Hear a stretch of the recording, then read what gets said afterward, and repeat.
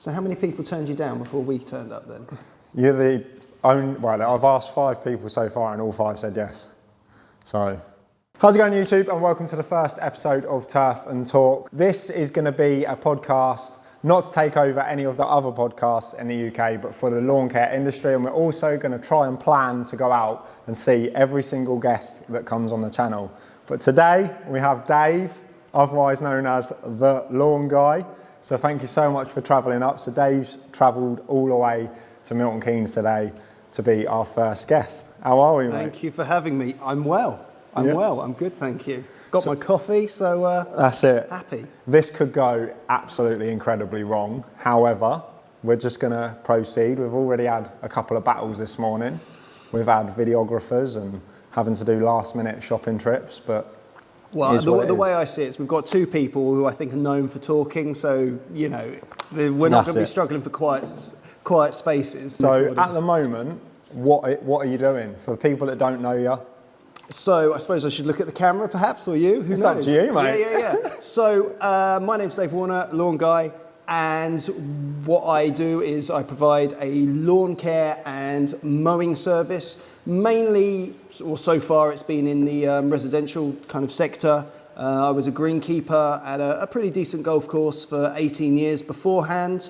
I have a YouTube channel, The Lawn Guy, which has been around for quite a while, although I haven't really put too much content out in the last 6 months maybe, just life, you know, it all gets in the way, but I've been recording, so hopefully this winter look out for the actual, I'll have a time to put stuff out. So there's a good chance if you follow UK YouTube channels for lawn care, then you probably come across mine at some point. Absolutely. And maybe avoided it. So we met for the first time this year at Soltex. Again, through social media, we've had conversations, but it's the first time we actually met each other. Yeah. Which is great. But so obviously everyone knows that you've come from a golf course. So how did that work? Did you do your apprenticeship there and get your greenkeeper qualifications, or? Yep. So I think I have spoken about this before, but I intended to be a footballer, I guess. Got a bit of a freak injury when I was a teenager. Didn't have the operation till my 17th birthday because it was a long story, but that meant that I was basically a year in recuperating. Right. So that kind of got me to nearly 18, and all my friends at that point had gone to college, were thinking about university, this, that and the other, and I really had no idea what I was going to do. My local golf course had just got the qualifier for the British Open, and they were looking to get an extra permanent member of staff. So I literally just phoned up to see if the job was still available. I was working there two weeks later, and I was there for 18 years. Amazing. And then while I was there, then I went off to do the qualifications and everything else. So I never knew about the football. So was you in an academy stream? Was you like en route to a? Yeah, so it was a little bit before the academies as they are at the present day and stuff. So it was a little bit different back then because I'm in my 40s, believe it or not. Really? And then I got injured as sort of a young teenager. So that was that. So I actually turned my hand to coaching. Right. And the plan was I was always going to be a football coach. But in those days, there was no coaching badges until you were 18, I think. But then also I hadn't worked. I couldn't drive because I couldn't hit the clutch because I'd lost all the muscle in my left leg. So I didn't drive till I was nearly 20, I think, because I just physically couldn't do it. So I got into football coaching, and as I say, I was going to do that, but obviously there was less coaching courses around at the time. So basically, and they're often late at night, so I had to drive, so I couldn't do anything. So I ended up getting a job as a greenkeeper, which obviously funded driving lessons and everything else. And then I realised that actually, unless I was going to be a pro club men's team, actually most of the coaching that goes on in academies and stuff is when after school hours. So as a greenkeeper, you start early, finish early, and then actually I had an hour or two so I could get to the training grounds to coach academy teams, centre of excellence teams. So it actually sort of combined each other perfectly. So for those sort of 18 years, I actually did both jobs. Right. Through that, so my brother is 8 years younger than me, and I basically started coaching him. from the age of 7. He went on and he's had a professional career. So I kind of think you must be a good coach, then. Well, so I think in the 11 years I took 11 kids, as it turned out, from just playing normal park grassroots football, and I coached them to ability where they all went from nothing to academies and 2-term pro. Yeah. So then a couple of others have kind of gone into non-league kind of career. So yeah, it was all right. I don't think people realise that with football, they think, you've got to start from young as a kid and, you will become a footballer. As you said, you kind of had this vision that you would become a footballer. But a lot of the academy clubs and like the higher level clubs that we look after, and we also look after a few Premiership footballers, residential places, you don't realise how much dedication they put in. Like I'm a guy that is 100% on the go all the time. I'm doing something, my mind's got to be doing something. Yeah. I'm either at work or doing something. But these guys are just another level. Like we could be cutting a pitch and you'll see them out on a training session. And for example, in the summer, if we're there all day verti draining and seeding, we'll be there from 5 a.m. till it gets dark, 8 a.m, 9 p.m, sometimes even further. And them boys are there all day. Like, I don't think people realise how much dedication actually goes into. And I think also at the younger level, it almost doesn't matter how good you are. Yeah. It's all about the dedication of your parents. Yeah. So for instance, my brother he had the option of many clubs, Premiership clubs and everything, but actually as an academy, Millwall was one of the best development clubs because they made their money on getting these players to a pro level and then selling them on. That's how they made their money. So we chose Millwall. So if you can imagine, they played all London areas. So there's the first technical glitch. Yeah. It's like Sam's podcast. I'll just flow with it. Sorry. So all London clubs would be a Sunday he'd be playing against, down to Southampton and then up to probably Nottingham Forest maybe. So that's where the parents are expected to take their kids, every weekend, plus all the training grounds and stuff like that. And there was a law at the time that you had to live within an hour of the training ground. Right.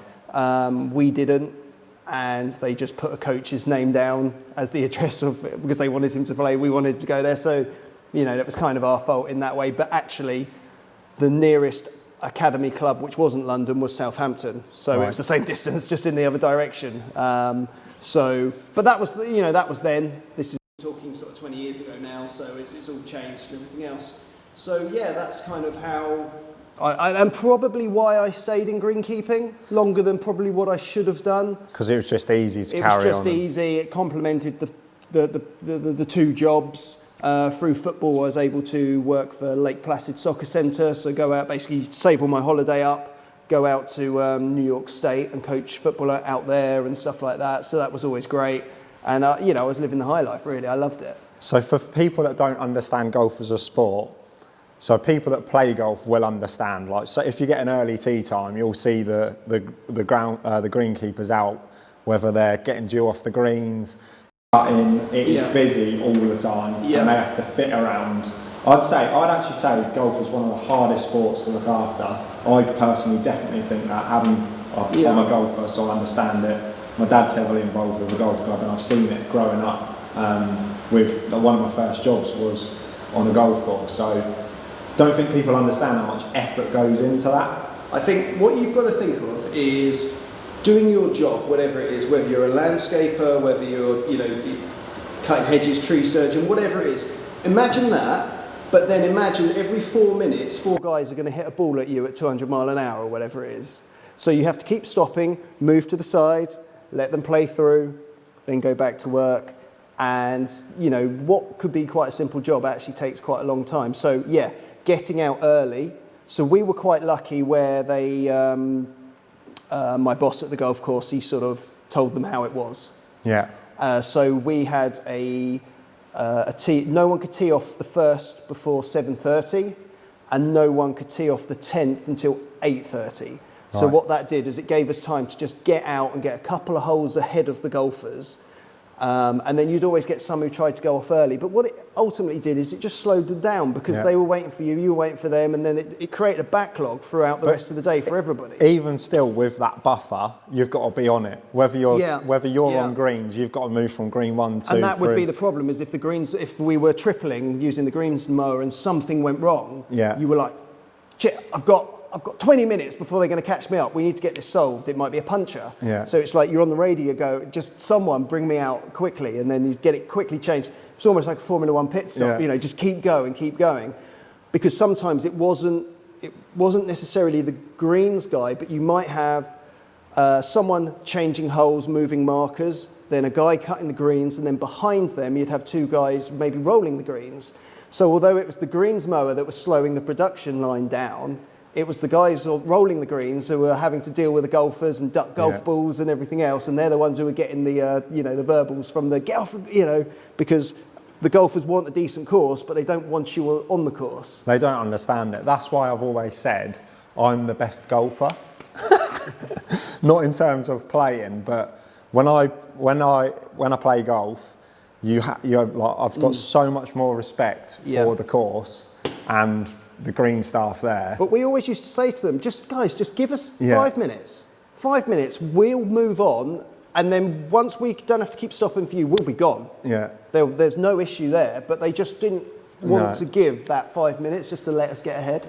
So obviously you must have had a fair amount of connections within the football from being a coach. So when you left being a greenkeeper and you decided to set a business up, why did you not go into football maintenance?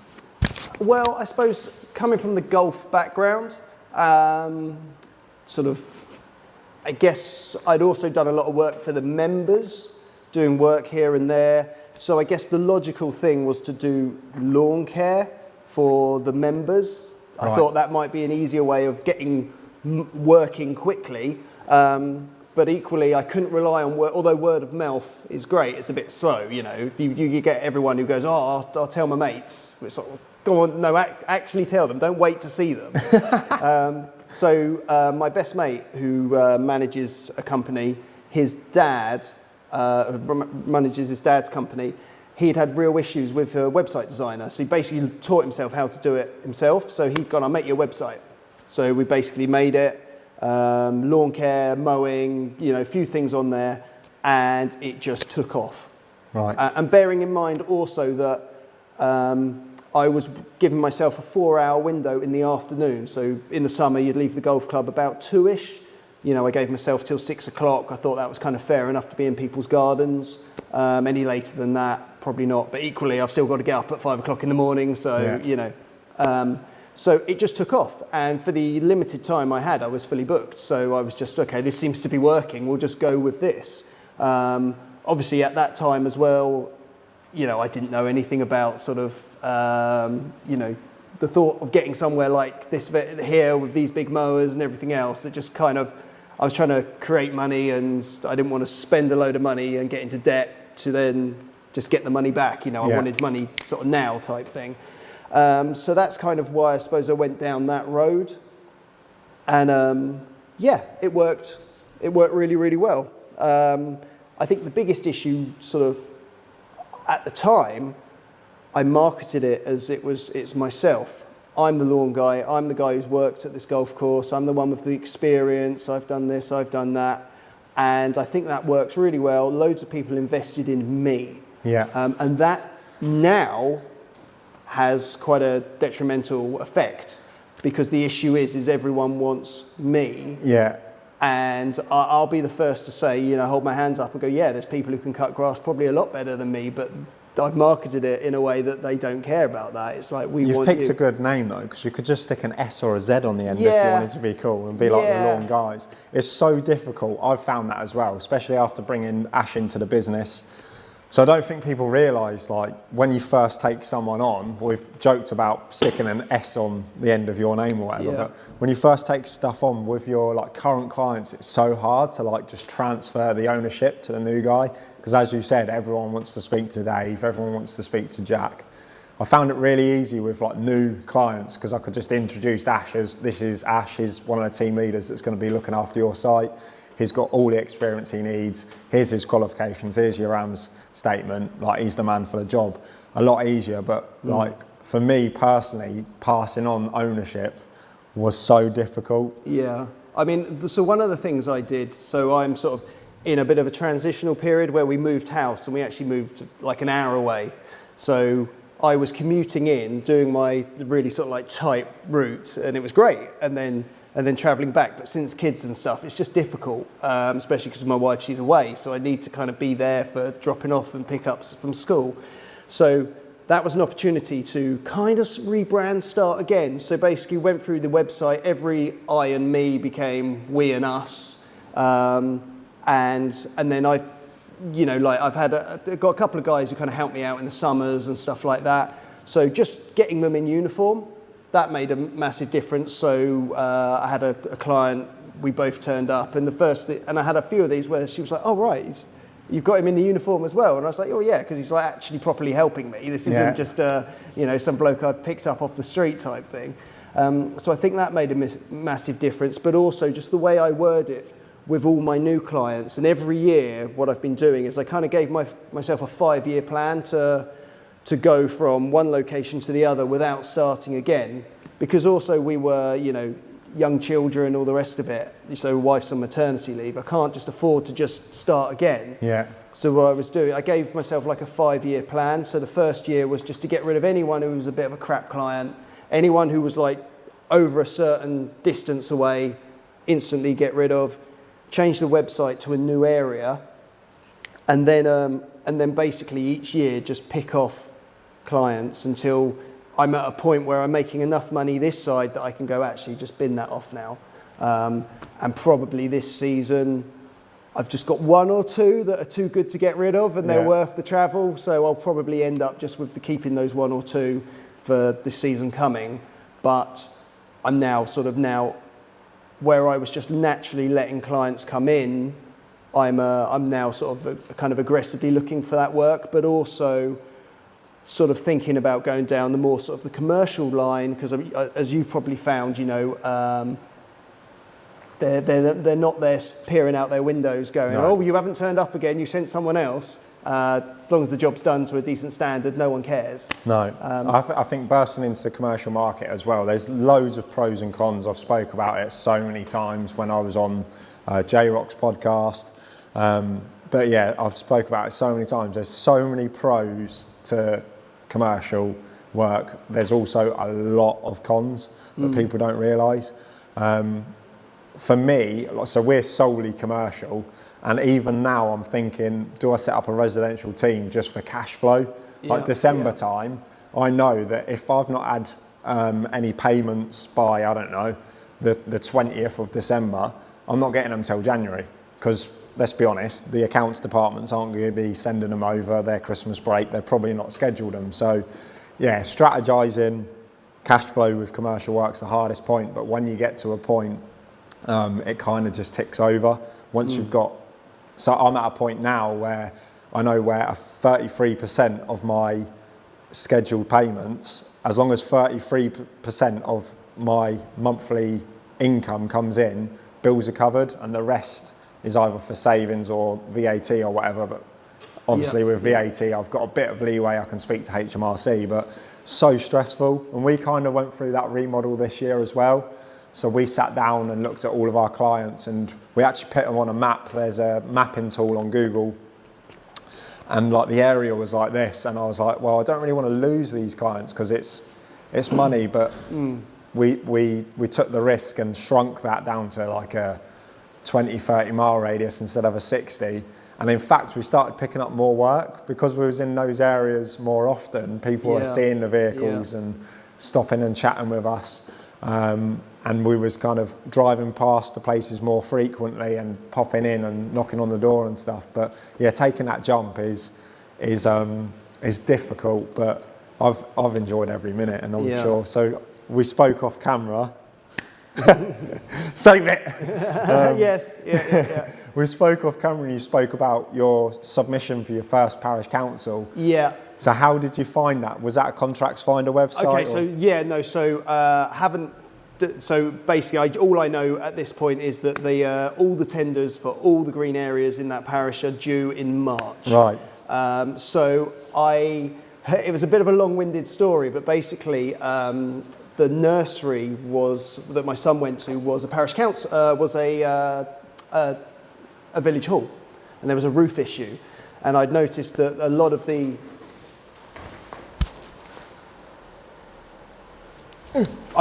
Sorry, I've let you sit down. So I've been thinking about how I can get more work around my area, and I thought, this is great. So a lot of the councillors in the area had got involved they basically wanted to raise money, and they wanted the parents and everybody to help. They'd found an area where they could put some containers to basically get everybody out of the village hall and have the nursery, and they wanted parents to come down and help kind of clear the area. So I thought, brilliant. So I took every bit of kit I've got I could get in the van, strimmers, hedge cutters. I was like handing out strimmers, health and safety now, get your ear defenders on, doing all that, knowing that I was surrounded by councillors. And then I started chatting to one of the ladies and this is all networking, I was chatting to one of the ladies who seemed to be quite clued up as to what was going on. And she mentioned she was a councillor. She also mentioned she was head of Green Spaces. I was like, are you really? So anyway, brought her over to the part of the village hall, which was really messy. And I was like, so who looks after that? Not doing a very good job, are they? And she looked at it and she went, they're not. And she goes, well, when the village hall opens, maybe you could do it. So anyway, left it. And I sort of drive past regularly as I go to my lockup, and I noticed no one had done the leaves again. So I gave her a message saying, following on from our conversation, and they've got some kind of community payback scheme that was actually starting that weekend. So it's like, okay, it is what it is. Let that happen, then message her going, hope it all went well. Yeah. However, should you have any other areas, or if there's any tenders due, I'd love to have an opportunity to get involved in that. So with that, she said, yep, this is the lady, she's the clerk, this is her email address, contact her, let her know I've sent you, as it were. So I've kind of done the work with the councillor. Now I'm going to go in, saying the councillor has asked me to contact you. And basically, I think just because we're filming this on the 15th, is it? 15th of December? Yeah. I don't know when this is going out, but obviously, from people I've spoken to, there seems to be no sense in sending anything out now, because it's Christmas, it's just going to get lost. So I'm going to wait till the new year, and then obviously there will only be a month or so, or probably from then they'll really be looking into it. So that would be the first parish council that so at the moment I'm just getting all that kind of health and safety side of it sort of sorted now, so that when I go I've got all my ducks in a row. And with that, there's a couple of other commercial jobs coming up that through networking, know there might be a change or something going on there. So there's a bit of work and stuff like that I'm looking to get involved in, and I've already started by removing some of this year's clients. Some got very emotional and very awkward, but it's difficult. Had to be done. You've got to look after the business interests and your interests anyway, so it's always difficult to let go of clients. But I've always found, even when I was chatting to, we went out and did some work for Ben Emery from Emery Grounds Maintenance, and we was chatting to him, and he was saying he's never lost a client due to price, or no one's ever got rid of him yet. And he was really anxious about when that happened. And I was like, to be honest with you, if that happens to us, most of the time we're happy about it, because the clients that you're maybe not working on the same wavelength, you don't actually want them. And I've always found when you lose a contract, we had a care home that was an absolute nightmare. That if they watch this, they'll know who they are. But we had a care home that was an absolute nightmare, and things just the relationship slowly got worse and worse. And when we got told that they weren't going to renew us, we was absolutely elated, because every time we were going there, it was whinge, and we was actually doing stuff to the specification, if anything, above and beyond. But the residents expected this. But the management company was paying this, and the scope of works was set out at this. So we were actually definitely losing, because we were bringing the quality of the contract up. However, no one was paying for that. It was only purely because we didn't want aggro. So sometimes it's a relief and you don't realise it until it's gone. Yeah. And you make time for a lot bigger things, but it's just one way to navigate. Just going to jump back quickly. So you mentioned about not submitting your tender at this point of time. I'm going to mention it. I'm going to give people a little freebie, but we've tried loads of stuff, especially with parish councils, that when we're submitting our tender, and we've found a sweet spot for when to apply and actually send your documents. So when we get a new tender alert, I go straight out, quote it straight away, so it's fresh in my brain, get everything written down. But what we'll do is we'll look at the deadline and we'll send it at the beginning of the last week. So say, for example, the contract was ending next Friday, I would make sure it was on the councillor's, going through the councillor's door or on their desk. I don't know if anyone knows much about council meetings or how they're run, but they basically all sit there and they get the big stack of envelopes. And I know that we're competitively priced from the research we've done, and the kit that we've got, we can drive the costs down and the efficiency up and still make profit.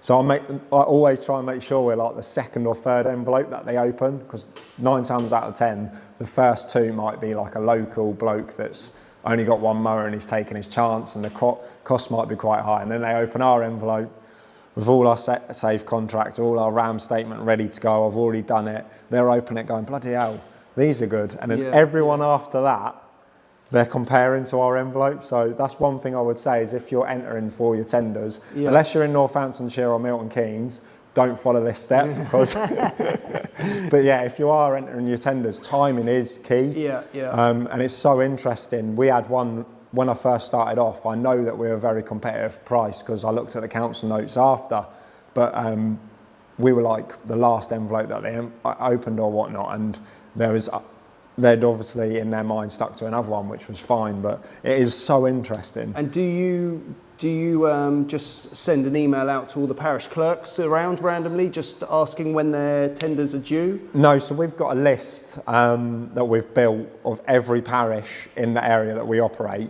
And every year, normally around September, October time, I send an email, a personalised email to them all. Well, it's personalised, I use MailChimp, but yeah, and we just basically say, hope you've had a fantastic year. This is who we are, this is what we do, these are the people we look after if you want a reference, and I just leave it at that. I don't ask them for the tender. And yeah, like for this year, for example, we've had 12 emails back asking to apply for tender, and they've given us the tender document, so it works quite well. We've done that every year now for the last 2 years, and we're still getting replies from people that we emailed last year. They're sending us an email to say, oh, you sent us an email last year and we've kept your details. So it does work. So I mean, in a commercial sort of building sort of area, grassed area or a school or whatever, it's very clear this is the field. Yeah. But with a parish council, it's very bitty, a little bit here, a bit. So do you ever, I mean, you want, I guess you want to get face to face with people. So would you drive around with someone and they go, it's this bit here and this bit here, and then it's, you know how like when you were doing residentials, you'd walk out onto the lawn and the client would go, right, my lawn is up to this point here. The neighbour doesn't want you cutting his lawn or going on it, so don't do that. Do you just kind of on a map, it's this bit, and you go round yourself and you go, okay, that'll take 10 minutes, that'll take... No, that's a great question. It depends what the clerk sent us. So I've learned over time, I can spot a tender request and know straight away whether they're just doing it to tick a box and they're going to stick with their own contractor. I know straight away just by the wording on the email, again from experience. But if in the clerk's email it says, if you need a site visit, please email me and we can book an appointment, I'll always do it, just out of courtesy. But if a separate clerk then emails and says, here's the tender documents, get your quote to us by then, I'll just go out, drive. 9 times out of 10, what I actually do is have a quick look on Google and compare it to a parish we've already got, and then say, right, that parish we've already got takes this long, so it's going to be about that. That's kind of similar to what I've done with residential lawns, is that even if you go in and it's a tiny lawn or whatever, and you're going to invoice it, you're going to price it or whatever, I'll always take a measurement of the lawn. I'll always make notes of the access and Yeah. stuff like that. So this all comes down to when I very first started, got my very first mower, and I was like, well, how long does it take to cut grass? I've Yeah. never timed myself, you know. So I went round and I basically cut family members' lawns and stuff. And what I realised is my best mate's lawn and my in-laws' lawn was actually, although different shapes, exactly the same size. Right. But one was you just rocked up in the van, got the mower out, cut the lawn, chucked it back in and went. Where the other one, you had to go down a side alley, which had like 35 bins, a fight with a hose pipe. All the flowers were hanging over the rockery. So if you were to trim the edges, you had to sort of pin them all back up. So Yeah. although it was the same lawn, it took an hour as opposed to taking 10 minutes. Yeah. So then it kind of dawned on me that you can't just go, it's 100 square meters, Yeah, definitely. because it's totally different. We especially with like our tractor work, if we're doing any renovations, especially with football pitches, I always go out because I've been caught before where I've just quoted it up by a square meterage, or they say, oh, we've got 3 pitches, and I go, well, it's an acre and a half a pitch. There we go, bang the quote together, done. And then you turn up and there's access issues. It takes you 45 minutes to get the tractor in.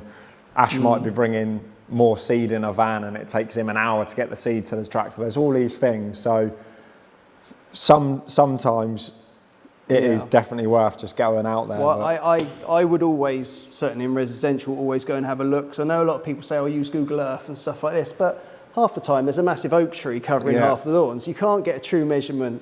And then I did a quote the other day, 200 square metre lawn, but I reckon the lawn was chest height. Oh. So I'm thinking, I'm not, you know, like a Hater 56, maybe I could lift it up there, but I don't want to. Yeah. You know, I'm going to kill myself.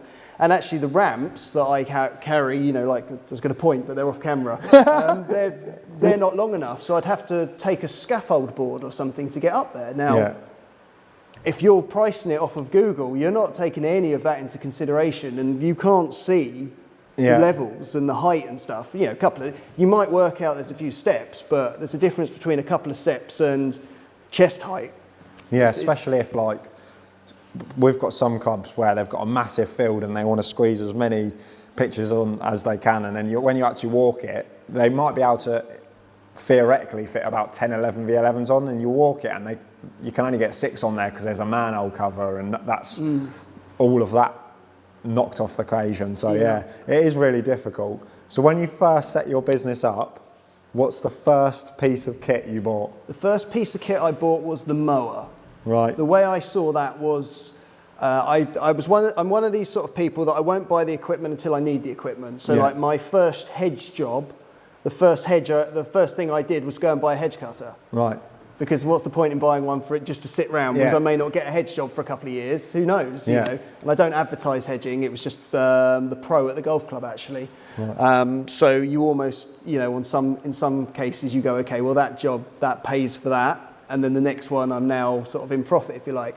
So it was a Hater Harrier 48, and that's because I didn't really know quite what I wanted to do. I didn't know what sort of lawns I was going to get, so I didn't know whether to go for like the 41 or the 56. So I thought I'll go for the happy medium.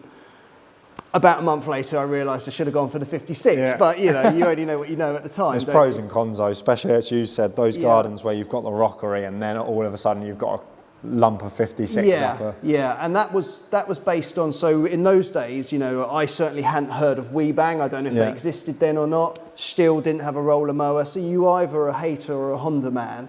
Yeah. And we had 2 independent mechanics at the golf club, and I said, what would you do? And they both said, look, all mowers go wrong. Haters are cheaper to fix. Yeah. Fine, that'll work for me, and that's kind of why I went down that road. So I thought I'll get that because that may be a little bit harder to just go and grab one. Whereas obviously before COVID, it was easier to pick stuff up. I think it's back now. People have stock, don't they? But obviously it took so long to get things. So I then waited until, and then actually my brother, his mate was selling a strimmer. Right. Like a multi-tool thing. So I was just like, okay, that will do. So then that being a multi-tool got me a long-handled hedge cutter, and it was rubbish, but it was a great starter. And then basically all I wanted to kick off with mowing was a mower, a strimmer, and a blower. Yeah. And actually, I didn't when my first mowing job came in. On the way there, I went and picked up a blower. on the way, because they were readily available. And then I was like, right, okay, now I'm ready to go. And there was a couple of shops in the area, so if one didn't have one, I was confident I was going to get one. I've done that so many times. I'll never forget, I've probably only been operating for about 6 months, and it was probably like my first month of, so I was working a full-time job and had set the business up part-time. So it was like the first month where I was full-time in the business, and I turned up to this hedge job and quickly realised I needed a telescopic pole saw. And I was just like, oh, this is not good. But like Screwfix was like 10 minutes away. I've still got it. We still use it daily. Yeah. So people are always like, oh, you've got a rubbish pole saw. It's never let me down. Yeah. Well, I always say this, on my videos and stuff. Everyone will know that I've got an Einhell scarifier. Yeah. And everyone looks and goes, well, a bit tinny, isn't it? Yeah. And Einhell have their professional stuff, which is red, and their homeowner stuff, which is blue. And this was blue. They don't make it anymore. Cost 200 quid. Yeah. And I was basically like, for the amount of scarifying, I really like it. It's really light. You can pick it up. It's kind of got like what I would regard as a fake Honda engine, if that makes sense. Yeah. So when I have had to replace parts, I've just got Honda parts. I'm slowly building a Honda engine. Yeah. But it's 200 quid. Yeah. I still use it today, and it's 10 years old. I remember one of my first ever videos I put on YouTube in COVID was how to rejuvenate your lawn. And I bought this, I think it was 150 quid, one of those Hyundai scarifier aerators. I was expecting it to last probably 2 videos. After I'd finished with it, I gave it to a guy in the local area, Joe from Love Your Lawn.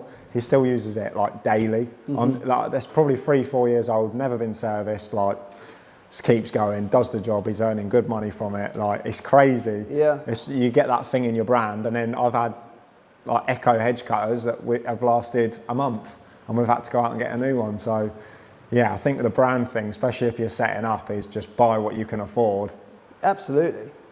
I mean, that's the problem, isn't it? What you don't want to do is go, right, I'm doing this, and you go out, you get all this brand new kit, everything else, and then you go, oh, I don't really like working in the rain. Yeah. Or you trim your first dog shit and you go, this isn't for me. Yeah. It's like, so that's why I didn't want to invest a load of money into it at the very start, because I didn't really know whether it was going to work. I didn't know if I was going to make a success of it or anything. It was just kind of like, we'll see what happens. I was totally different in the beginning. I had my mind set on going commercial, and I knew that unless I had a commercial machine, I wasn't going to get commercial work. So the mower that you're sat on, when I bought that, the right stander, I had no commercial work. And I bought that, and within a week started picking up commercial work. It was crazy in my head. And then I worked my way up to a Cub Cadet Z7 just to make the efficiency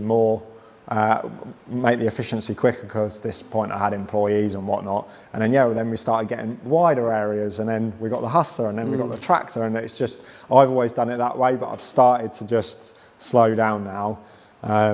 Like the flail that we've got in the corner, we won a contract that required it, and I hired one for like a month, 2 months, just to get our foot in the door and make sure it's definitely what I wanted and things like that. And then we ended up purchasing one. But I've got your mentality now, but before I was like, if I don't have the kit, I'm not going to get the work, and that was the case. But the risk, it could have all gone terribly wrong. I've been very lucky. Well, that's but equally, like, when I bought the Hater, it was like my mate said to me, he goes, well, if the business doesn't work, you've got a really nice mower, or you just sell it, and you probably haven't done much work with it, so you probably get your money back pretty much anyway. So it was like, actually, it might be worth buying a nicer bit of kit. That's probably contradicted everything I've just said, but actually, because the resale value would have been there, whereas if I had bought an Einhell mower, okay, it hasn't cost me much, but I'm probably not selling it for that much either. That's it. So I don't know. I don't think there's a right or wrong. You just do what you can do with the money you have access to at the time. I think it's really the only advice I could probably give. So at the minute, have you got lots of renovations on the books, or is it all regular maintenance? Yeah, so I mean, the great thing about what I do sort of residentially is it's all repeat business. Yeah. So until the clients die or move away, I'm fully booked for next year, and the year after that, and the year after that, and the year after that. And it has been like that forevermore.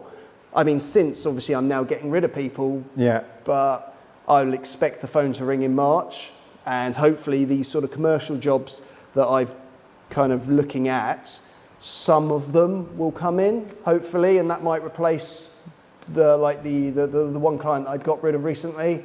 So that's created a nice big gap, but also because she was the furthest one away by a long time, that's also created me a lot of travel time that can turn into actual working time as well.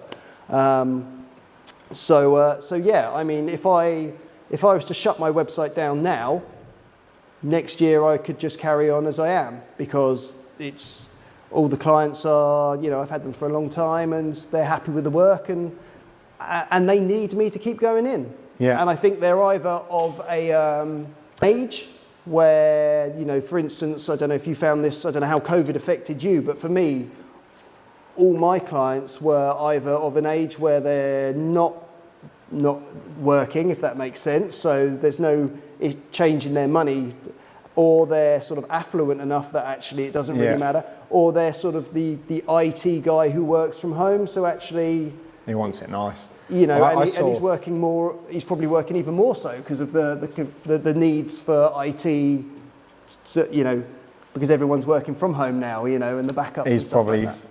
Yeah, exactly. So actually, I found that there was no. You know, COVID was a really busy time. I think as an industry, we were so lucky, and I think COVID.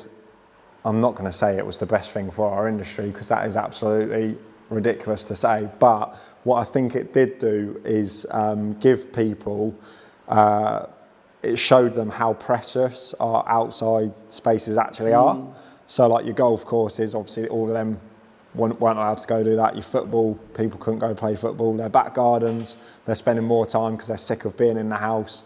And then, yeah, like commercial wise, we did a lot of, at the time it was still hard landscaping, so we did a lot of outdoor seating areas, patios, canopies, for staff to have outside lunch breaks and keep stuff safe. So that's the one good thing that happened for our industry was, I think, show people that, you know, our outdoor spaces are so important for our mental health and just well-being in general.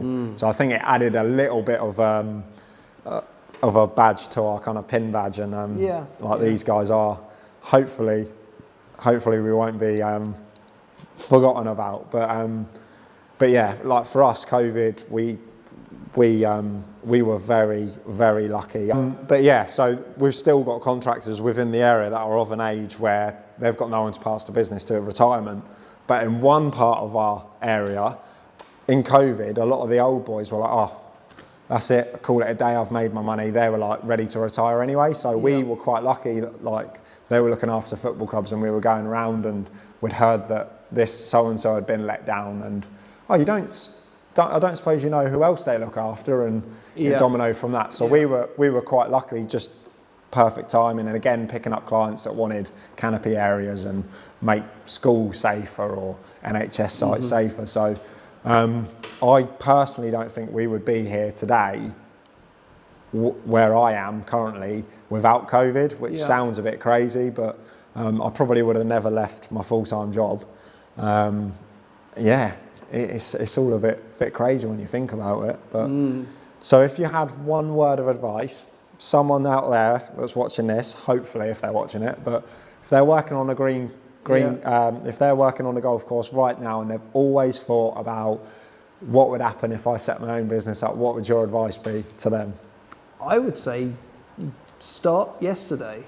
if I'm completely honest, I think start yesterday. I think possibly going full time, you might want to think about that, but certainly as a part-time business, go for it. Why not? You've got the skills, you've got the know-how, and you know kind of what it's about. I mean, I sort of joked about, you know, strimming through dog shit and everything else, but you know about that. I think if it's someone who's not in the industry at all and they stare out the window on a hot day going, oh, I wish I was working outside, it might be worth doing a little bit of work experience, if you like. So my best mate, who I've spoken about, who did my website, his dad started his business, and he was a manager for Royal Mail since and been Royal Mail since he left school.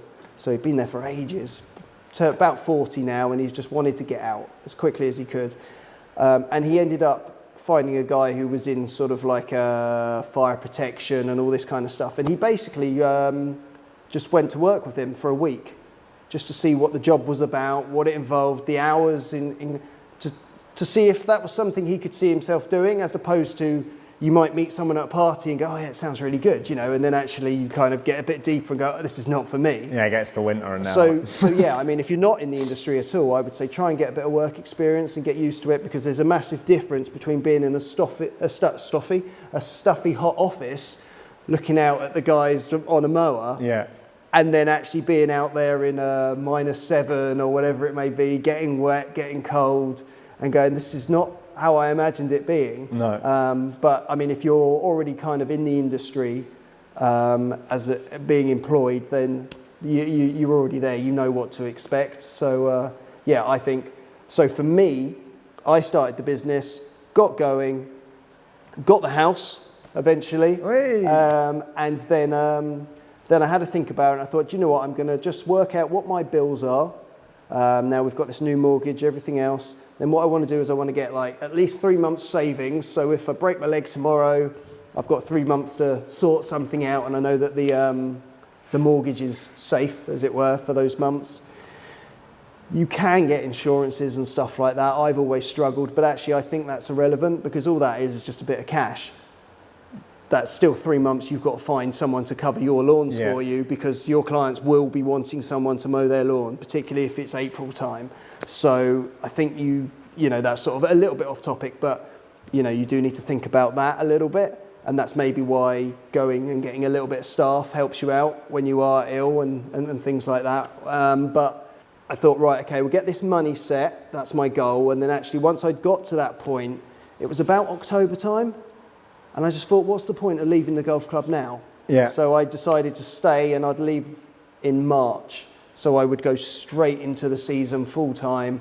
But I mean, I was at a point when I was full time anyway, because as I was ramping up, I was taking on clients going, right, this is the plan.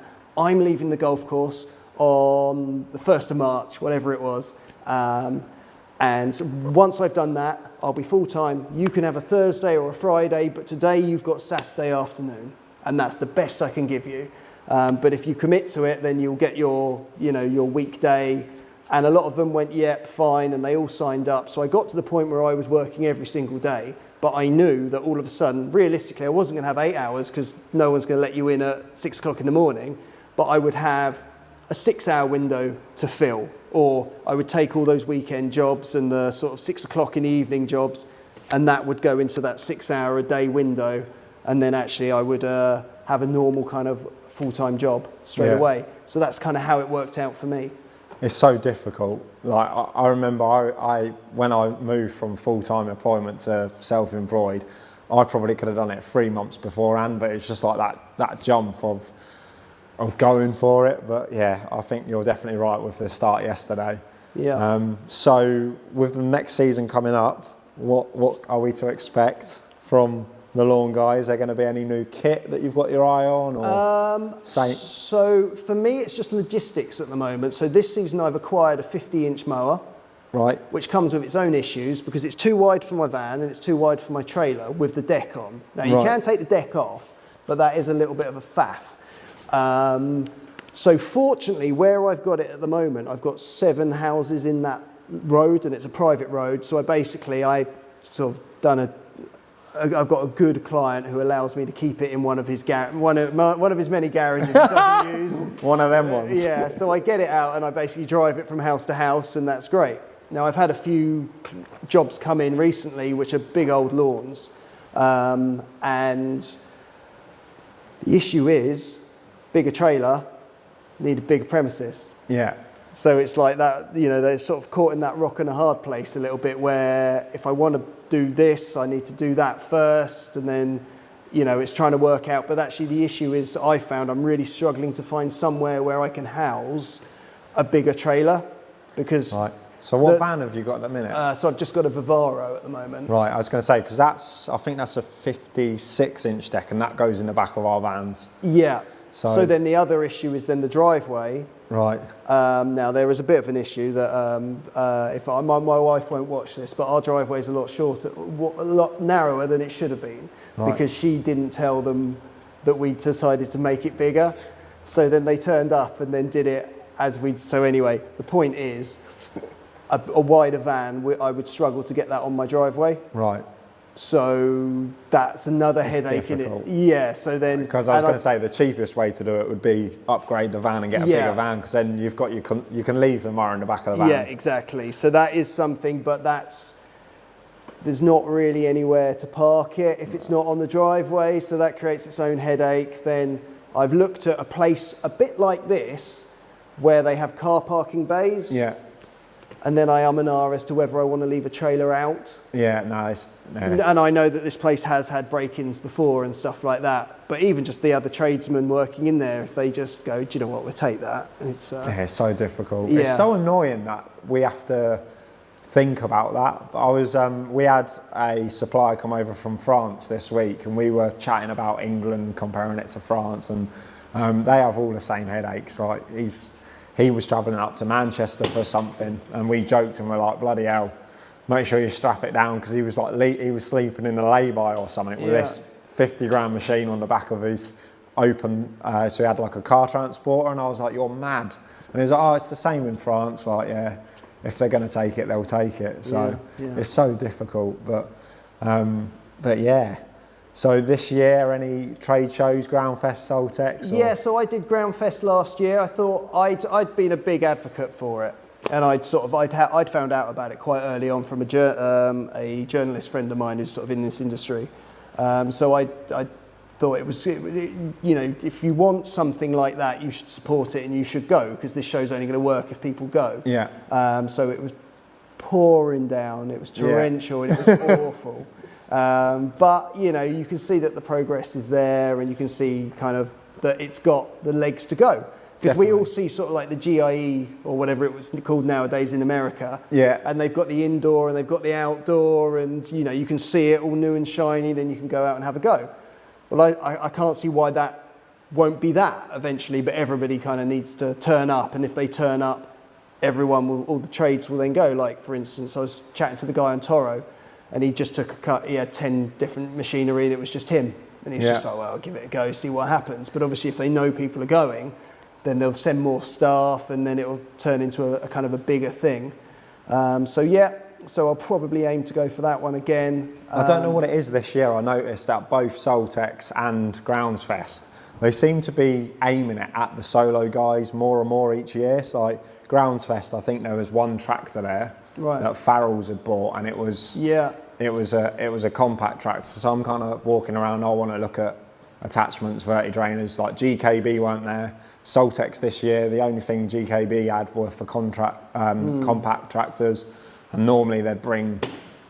I wonder if that's because, so like when I was at the golf course, for instance, you could phone up and then all the trades would come and deliver whatever, and you could have demos and there was no problems. Whereas if I want to get a demo on this, they'll, realistically, I don't really know quite much about it and everything else, and they're not just going to bring a load out for me. He might bring me one out to use while he observes me using it, but I'm not going to get it for a week or whatever to do, because they can't do that, because they need to do background checks and everything else.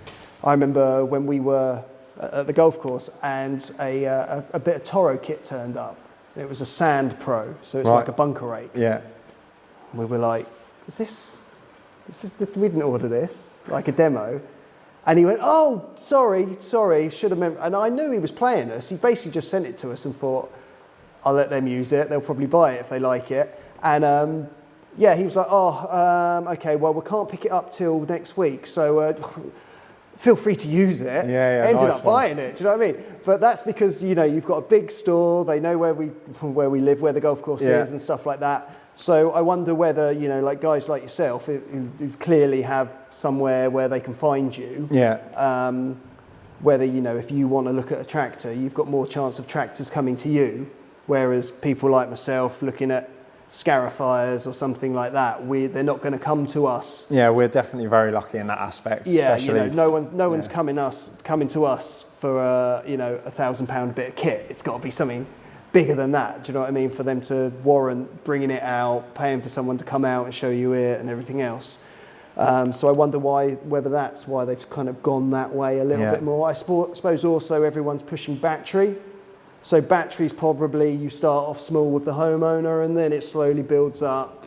So that might be another reason. I can't get my head around that because, like, for me, like, we all know, I'm not going to mention on the podcast because I hate them all, but all the national contractors, we all know the big names in the UK. And for me, like, if they go to a show, they're going to be looking at the whole picture, not just that. So I don't know why they don't tackle those type of companies, because they'll definitely be sending someone to have a little look, and they could walk away with 3-4 tractors and whatnot. But yeah, it is interesting. I'm going to send Groundfest an email as well, and just...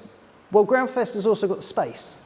That's what I mean. But then I suppose it's one of those things, it's the first time, so if no one's going to turn up, they're not going to take 5 tractors down there. But and I know of I'm not going to mention them because I don't want to foil any of their plans, and they do everything from the homeowner all the way up to national companies. Like, they're a big supplier, anything from the smallest bit of kit all the way up to the largest tractors. And I had a word with them and said, you want to come up here? And that was the day it was raining. And he came up. I went back up on the Thursday as well, and we went together. And the only thing that I like the idea with Groundfest. I like the idea that there's a bit of a party afterwards. I think that's great. But I mean, I don't know if you saw any of the pictures and the videos of the Queen tribute act or whatever it was, but it was really cringy. Because they had this massive hall for like 1,000. Well, this is what it appeared to. Is it like 5 people turn up? 5 people turn up, yeah, and they're trying to make it look like it was amazing, it was wild, and it's just like, it really wasn't, was it? I think as well, like, our industry, everyone I've met anyway, there's no like absolute alcoholics. Like, we're all fairly work ethic, and give it a go. No, but you know what I mean. Like, we're not like a Soltex. After Soltex, everyone's always gone for a few beers or gone for a meal, but we've not been like, oh, let's go clubbing. And do you know what I mean? Have you ever been to Harrogate? Not yet, and I don't know. So that is what you're looking for. So there's a Weatherspoons, and all you've got is. I'm not looking for that. That's the point. No. But if that's what you want, it's just pissed up greenkeepers, and then there's a. But yeah, no. I think Groundsfest could turn into something really special, and I hope it does. So. But it will only work if people turn up. There's space for everyone though. Like, everyone's always said, everyone I've spoke to said, oh, Soltex is going to die a death. I don't think it will. I think, if anything, if these two... Well, that was the one thing I noticed, that Soltex really upped their social media game. Yeah. And that was a good thing. It's a bit like the whole sort of live golf thing. Yeah. Is that the PGA actually, they've had to up their game. Yeah. I think it's going to do the industry really well. Yeah. And then, I mean, like, not the one just before, but the one before, we all were going to meet up, and then Weatherspoons was closing at 3. This was at Soltex. And so I sent them an email going, this is ridiculous. You've got all these people here. We're all organised this massive meet-up, and there's literally nowhere to go. You've dragged us all there. You've got to, throw your weight a little bit. So then they came up with that clubhouse area. Yeah. I don't know if that worked. I mean, I saw you sitting in it on your own. Well, I had emails to send, Dave, you know. Yeah, and you needed somewhere nice and quiet, so it was the ideal place. But I always find it so hard now. Especially like these shows that are in the middle of the week, there's so much going on. Like, I think that day I'd been there for 3 hours, and probably an hour of that was dealing with clients and sorting the lads out. But yeah, it's difficult to. I think if I try and go Harrogate, that's why I want to go to Harrogate, because this time of year it's not that mental, and I can probably just go and enjoy the day rather than have to think about. Like, I think me and you were.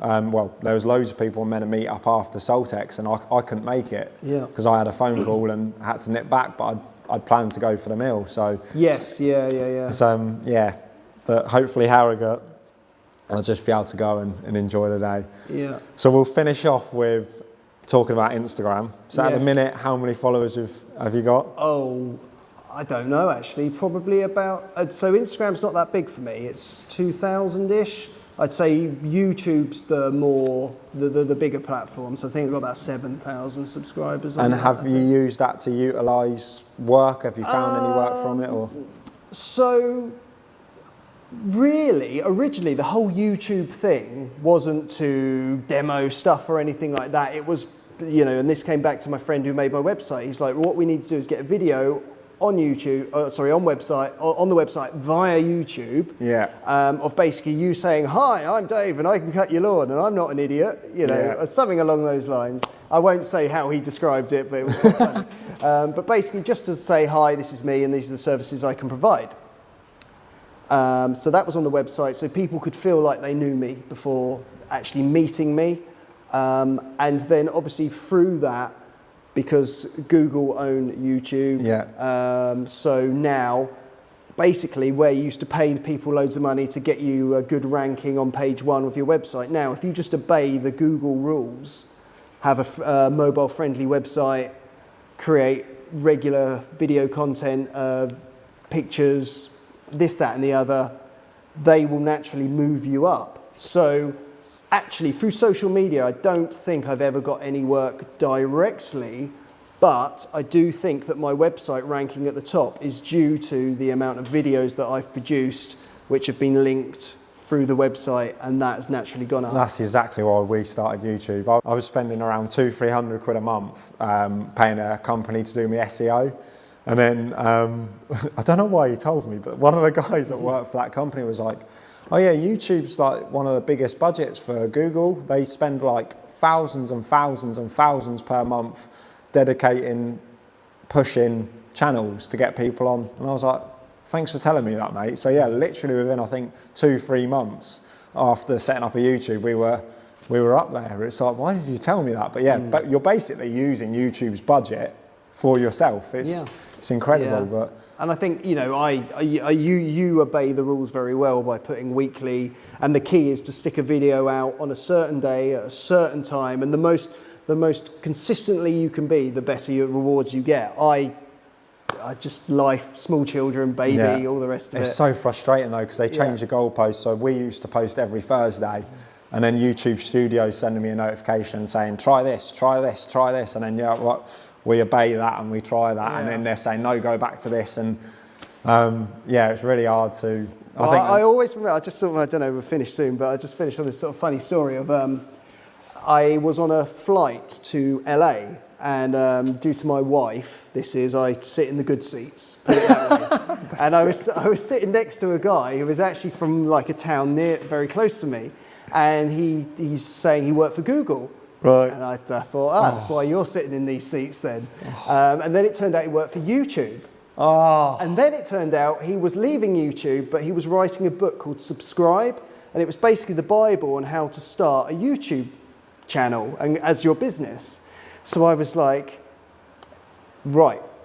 So anyway, about 5 hours later, I came up for air, and and actually what was quite interesting, because he knew it all. He knew every little thing. He didn't know the basic things that a new person wouldn't know. Yeah. So I was asking him questions, and he's like, did you not know that type thing? Not like that, but he's just like, okay, I didn't realise people didn't know that. So he's like, can I put that in the book? And I'm like, yeah, of course you can. Like, that's incredible. So that was that. So then he was giving me some tips, and his tips were just try different things. So we walked up to the Hollywood sign. So I decided to record it and just chuck it on there and see what happens. It didn't do that well in the grand scheme of my videos. Like the most viewed video I've got, I think, is a review on a Stihl Strimmerhead, and I think I said it got about 200,000 views. So this one's nowhere near that, but it's something that people keep coming back to. So when people are walking up to the Hollywood sign and they get lost, they Google how to get there. Then they come across my video. So then randomly, and it's always in the morning when I wake up, there'll be like this message from like Shanika or something going, so do I turn left or right at the gate? And I'm just like, what? This is like 6 or 7 years ago that I made this video. I'm just like, what the who's this? What? Yeah. And then I click on it and I'm like, it's that video. And of course, because it was sent in the middle of the night, it was hours ago, so, So what I'm going to do is I'm going to stick that book, I'm going to find that book. First of all, I'm going to buy a copy. but we'll stick that in the description, and people will be able to know that Dave. I mean, yeah. I mean, whether it's out of date, I don't know, because something that's written might, you know, as you say, things change. But I guess the basics are there. A lot of the fundamentals of YouTube haven't changed. I actually pay a YouTube coach. It's like a tenner a month. It's on vidIQ, and you can get one-to-one mentoring, and not a lot's changed. There's a lot. They look for different things and different topics, as long as you're doing the same practices like research and the SEO and keywords, but that's a whole nother video. So, but mate, first of all, thank you so much for being our first guest. No problem. As I want to say this, the reason why we're doing this, so in my head, there's been no social media kind of output of this yet, but in my head, what we want to do is get people in for chats like this that me and Dave have had. We're probably going to do maybe 6 of these a year. But with that, what we're going to do is one chat like this, and then I'm going to try and get out to you and help you in the day in the life, if that's okay. And we're also, if time allows, both of our schedules, etc., at some point in the future, get you in the tractor. So we'll be able to go through this. I spent 18 years vertidraining. Yeah, mate. So, I'll call you up on vertidraining week then, because we hate it. Well, it would be nice, because vertidraining on a golf course, you're just every 10 yards having to lift up over a pop-up. Yeah. So we make sure all our pitches are in a row. But yeah, hopefully we can turn this into a bit of a series. It's called Talk and Turf. But yeah, we'll see. We'll see. It's the pilot episode. So please do check out the description and head over to all of Dave's socials. Give him a subscribe on YouTube, Instagram, Facebook as well. If you are a subscriber, I haven't put any videos out in ages, but that's just life. But I have been recording. So when things quieten down over the winter, I'm now going to put those videos out. So stay subscribed is what I'm saying. And yeah, please go and support Dave for helping him to come and support us. But yeah, see you on the next one. See you later. Whoop. There we go.